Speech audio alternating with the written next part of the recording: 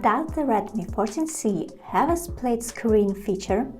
Let's find out together. First, try opening several popular apps.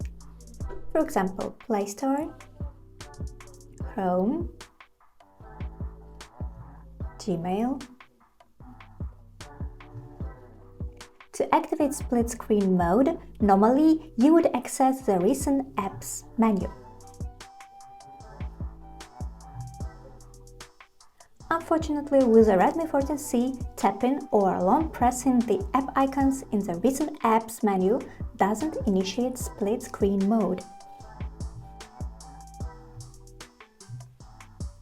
Instead, long pressing takes you to the app settings page. This indicates that, similar to its predecessor, the Redmi 13C, the split screen feature is not available on the Redmi 14C. Hope this video was helpful for you. Thank you.